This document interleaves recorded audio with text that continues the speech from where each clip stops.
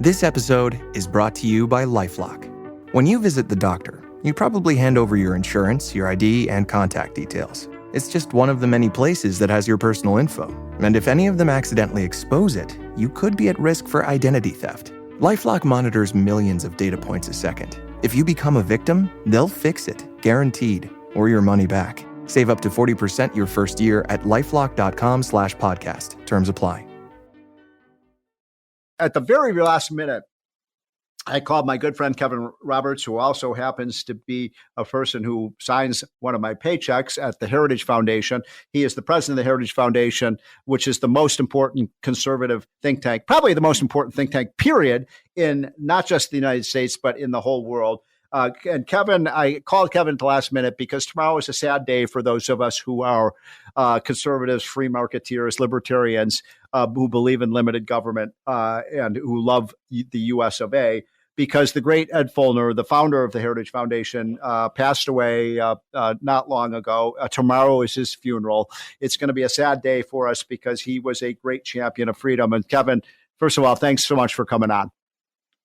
Well, it's a pleasure to be with you, Steve, albeit discussing a topic that both of us and millions of people around the world would prefer not to, which is the passing of our great friend Ed Feulner. For people who knew Ed, they knew him to be a tremendous intellect, but also, as you and I both knew firsthand, a tremendous friend. And for people who didn't know Ed, I think he's one of the underappreciated heroes of this generation, a real witness to freedom, to treating people well, to truth. Obviously, for those of us who believe that he's in a better place now, tomorrow will be both sad but also joyful to be able to celebrate a life well lived. So, Kevin, Ed Feulner is famous for a lot of things, but most famous for being the co-founder of the Heritage Foundation back in, what was it, 78? What year was that Heritage 1973. Was Yeah, 73. Wow. So this is and he built it from scratch. And as I said, is now, thanks in no small part to your great leadership, the most influential think tank in the world.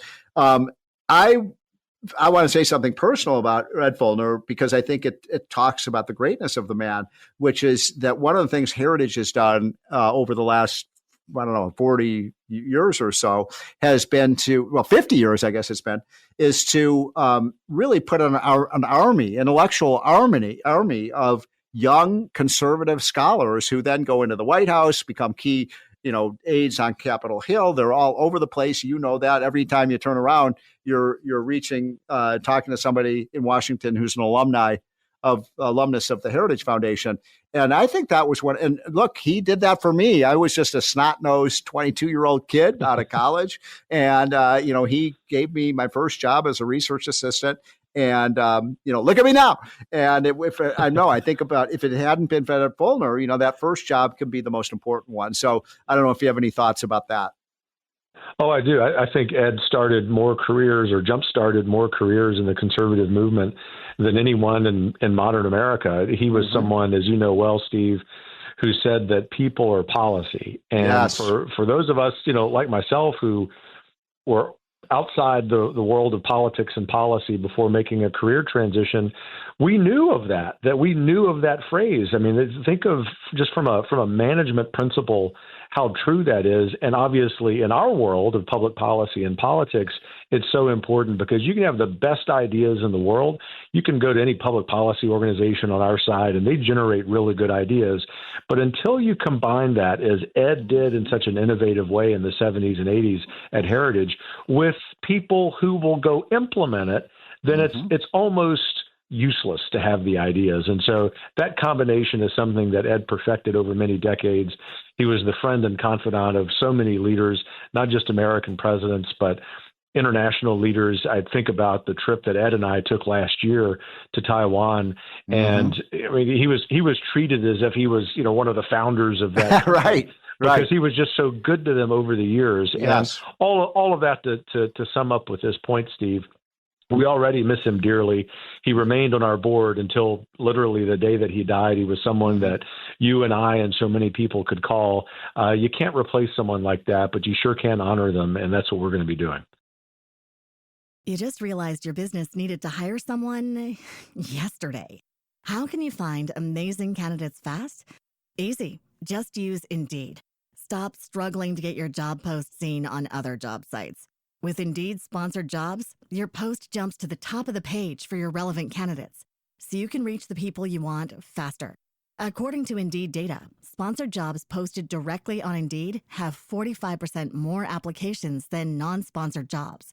Don't wait any longer. Speed up your hiring right now with Indeed. And listeners of this show will get a $75 sponsored job credit to get your jobs more visibility at Indeed.com/PODKATZ13.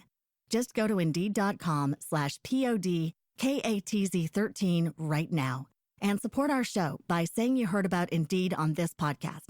Terms and conditions apply. Hiring? Indeed is all you need. So one of the issues that I feel that he had the biggest impact on, and he had such a wide impact. You're right, by the way, Taiwan.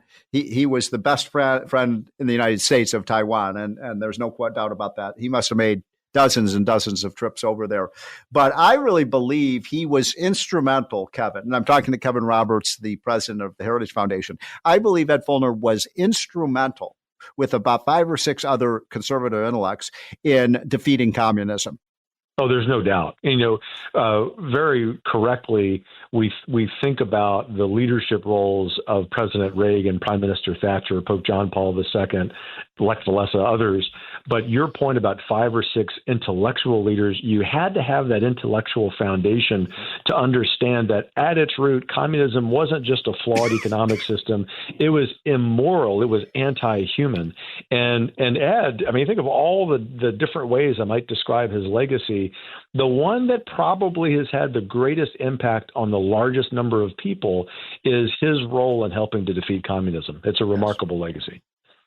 And then, of course, in the Reagan Revolution, I was there at Heritage in my first stint at Heritage during the 80s. And oh my gosh, it was really unbelievable. I mean, we'd be writing Heritage backgrounders and we get them, filter those right into the White House. And, the chief of staff of the White House was reading our stuff. And, sometimes, and by the way, one of the things I really have always admired about Heritage and up to this day is that, look, Ronald Reagan was one of our greatest conservative leaders ever. But when Reagan had a bad policy, we'd call him out on it. We'd say, this is the wrong president. And now that wasn't very often because he had such great instincts. But I always admired Ed about that. No, it's so true. And it's something that I picked his brain about a few times already this calendar year, because obviously, Steve, you and I and the majority of Americans are so excited that Donald Trump has won a second term. He's doing a great job. But as I have explained to some of the president's senior folks as a friend, it's not our job at Heritage to say 100% of everything you do is right. If we think so, great. But we can be better friends if privately we say, this is how we would do this a little bit differently. That's one of Ed's legacies as well.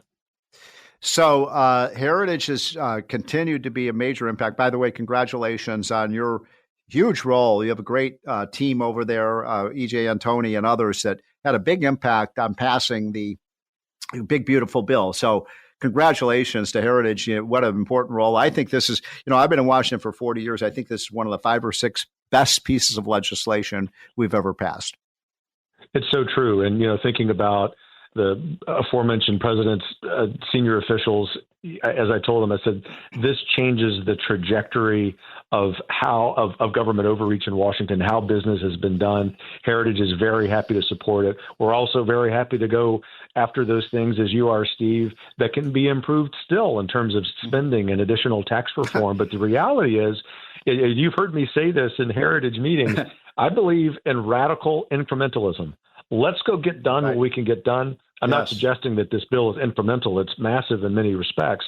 But if we have this attitude that we as conservatives are going to be a governing coalition for a generation or two, which I believe and which Ed believed, then I think we can really put in the proper context the one big beautiful bill. And we need to, as soon as Congress gets back from its recess, keep going after some of these spending cuts. Well, it's really important because we got to keep the momentum going. Now, what are some of the top priorities that you're promoting right now at Heritage, now that you've got the big, beautiful bill done? Well, we would love to see more rescission packages, more spending reform. We're basically want to see codified all of the president's executive orders. Steve, that for me and for all of us at Heritage, education is such a priority. And so we're doing everything we can to assist Secretary McMahon in dismantling education department for the purpose of improving education. But you also know we're extremely involved in immigration reform. It is it's such a blessing that we have operational control of the southern border again. But right now, I would say that our top priority, given that the bill has been passed, is to make sure that we break the back of these sanctuary cities, because it's in those sanctuary cities that we find housed tens of thousands of known felons who are here illegally. We have got to get them back to make America safer.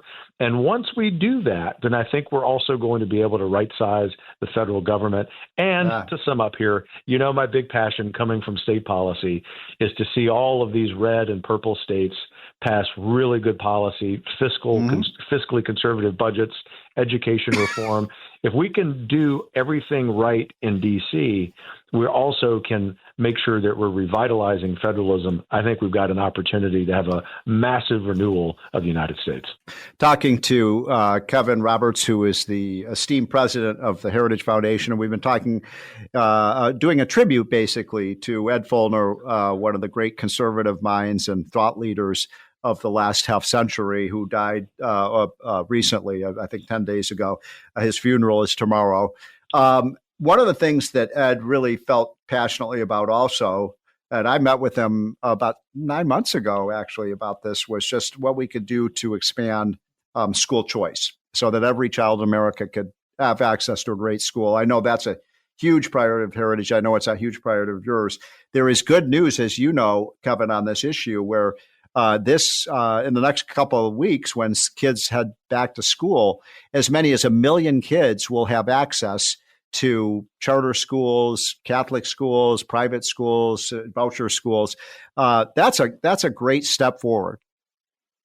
It's a huge step forward. And in fact, when Texas passed its near universal school choice bill, which Heritage had a huge hand in. And you did, by the way, you were at, sorry to interrupt, but you were at Texas Public Policy Foundation. So I know you had until just a few years ago. So you were right on a front row seat on that one. No, it's true. Those were the good old days when my great friend and your great friend, the Agriculture Secretary Brooke Rollins, and I were both at Texas Public Policy Foundation fighting for school choice. I called her the day that the Texas bill passed earlier this year because I said, you deserve, Brooke, so much credit for this.